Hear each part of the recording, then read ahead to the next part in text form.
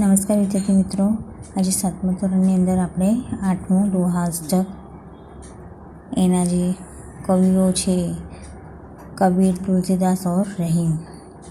तो दोहे हिंदी का भाषा साहित्य की अनमोल निधि है। दोहे व्यावहारिक दृष्टांतों के माध्यम से सरल सहज रूप में जीवन, लोक व्यवहार, गुण, स्वभाव, नीति, रीति आदि से परिचित कराते हैं। प्रस्तुत इकाई में कबीर, तुलसीदास और रहीम के चुने गए ऐसे ही दोहे संकलित हैं। अब कबीर के, वे 15वीं शताब्दी के कवि हैं। कबीर जो है 15वीं शताब्दी के कवि हैं। वे बड़े संत थे। इन्होंने हिंदू और मुसलमानों को उनकी गलतियों के लिए फटकारा है और दोनों को हिल मिलकर रहने का उपदेश दिया है। हिल मिलकर यानी कि मिलजुल कर रहने का। तुलसीदास, ये 16वीं शताब्दी के प्रसिद्ध महाभक्त कवि है। उन्होंने रामचरितमानस नामक प्रसिद्ध ग्रंथ लिखा है। इसने तुलसीदास ने रामचरितमानस नाम का ग्रंथ लिखा हुआ है।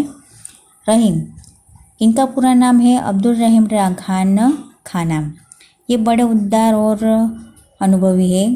हिंदी में इन्होंने बहुत ही सुंदर दोहे लिखे हैं।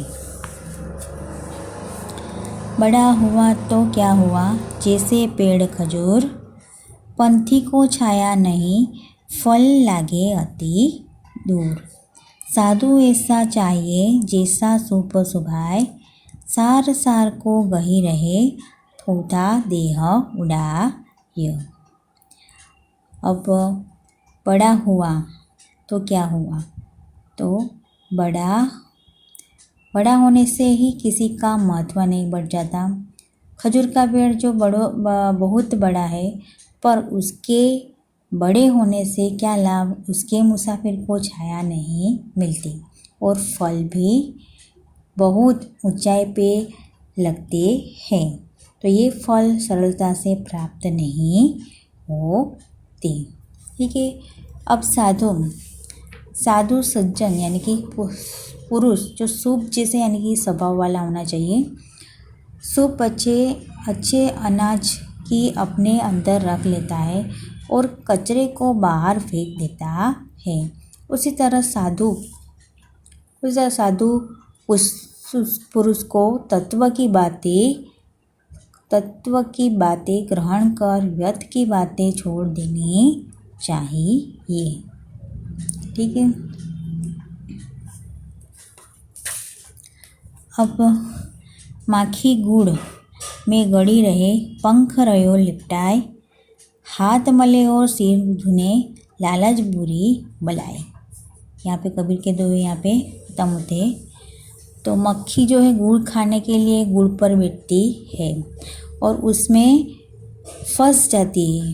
उसके पंख गुड़ में चिपक जाते हैं। फिर वह कितना भी पछताती हो और हाथ मलती रहती है, उससे छुटकारा नहीं मिलता। सचमुच लालच बहुत बुरी चीज़ है। तुलसी, इस संसार में भांति भांति के लोग, सबसे हिल मिल चाहिए, नदी नाव संयोग। अब तुलसीदास जी कहते हैं कि इस संसार में तरह तरह के लोग होते हैं, हमें सबके साथ में हिल मिलकर रहना चाहिए, जैसे नदी और नाव का संयोग रहता है। तुलसी हाथ गरीब को कभू न खाली जाए, मुए ढोर के चाम से लो भस्म हो जाए। तो तुलसीदास क्या कहते हैं कि गरीब की हाय यानी कि बद्दुआ कभी निष्फल नहीं होती। मरे हुए जानवर के चमड़े से बनी धोपनी से लोहा राख हो जाता है, फिर गरीब तो जीवित व्यक्ति है, उसकी हाय कैसे निष्फल जा सकती है, ये कहते हैं। ठीक है।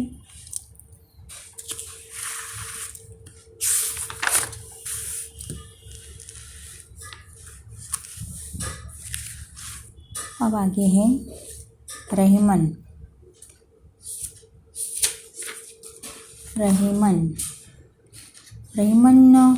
धागा प्रेम का।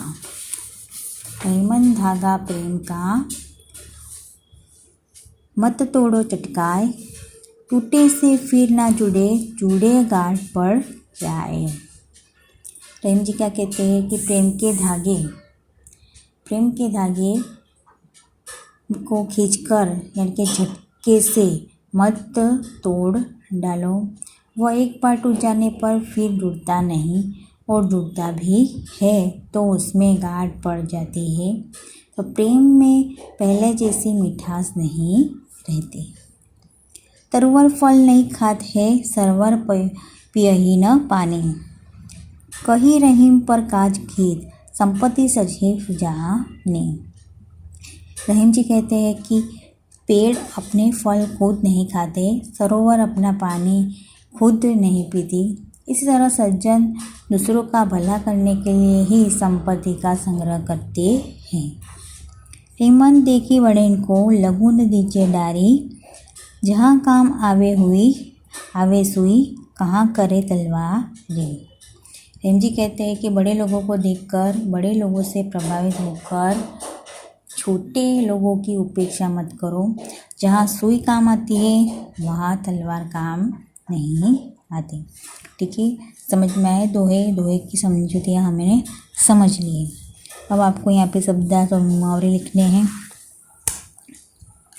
और यहाँ पर भाषा चिट्ठा में देख लीजिए कि नीचे दिए गए वाक्यों में रेखांकित शब्दों को ध्यान से पढ़िए। वह कौन जा रहा है, तो प्रश्न चिन्ह। पहला इनाम किसे मिला, आप क्या लाए हैं।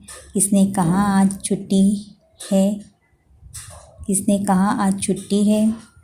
तो ये कौन, किसे, क्या, किसने जैसे शब्दों से प्रश्न पूछे गए हैं। तो पर उसकी परिभाषा क्या है कि संज्ञा के विषय में जिन शब्दों का प्रश्न किया जाए वे प्रश्नवाचक सर्वनाम कहलाते हैं। जैसे कौन, किस, क्या और किसने। तो नीचे दिए गए वाक्यों में रेखांकित शब्दों को ध्यान से पढ़िए। जैसा करोगे वैसा पाव भरोगे। जो मन लगा कर पढ़ेगा वह अवश्य उत्तीर्ण होगा। जिसकी लाठी उसकी भैंस। टॉपिक वाक्यों में से जैसा, वैसा, जो, वह, जिसकी, उसकी परस्पर संबंधित शब्द है। ठीक है, तो परिभाषा के वाक्य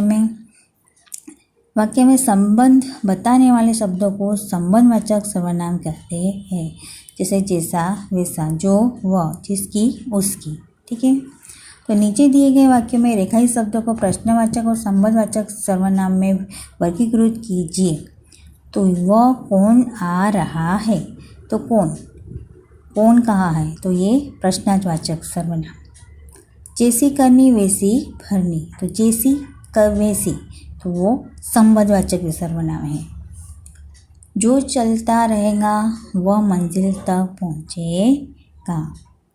जो और वो है संबंधवाचक सर्वनाम। ठीक है, आज का इनाम किसे मिलेगा, तो ये प्रश्नवाचक सर्वनाम है।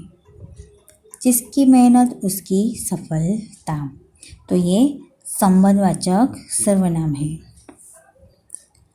आप क्या ढूंढ रहे हैं, तो ये प्रश्नवाचक सर्वनाम है। किसने कहा आज मेहमान आएंगे, तो ये प्रश्नवाचक सर्वनाम है। ठीक है, तो प्रश्नवाचक और संबंधवाचक। तो प्रश्नवाचक में क्या क्या आएगा, कौन, किसे, क्या और किसने। ठीक है, और संबंधवाचक में क्या आएगा, जैसे यहाँ पर है प्रश्नवाचक में कौन, किसे, क्या और किसने, ये प्रश्नवाचक में आया। संबंधवाचक में क्या आया, जैसी, वैसी, जो, वह, जिसकी, उसकी। ठीक है, वो संबंधवाचक में। समझ में आ गया ये विद्यार्थी मित्रों। तो यहाँ पर ये आपका जो व्याकरण में संबंधवाचक सर्वनाम है और प्रश्नवाचक सर्वनाम है वो अब पूर्ण हुआ, और ये आपको अपनी नोटबुक में लिखना है।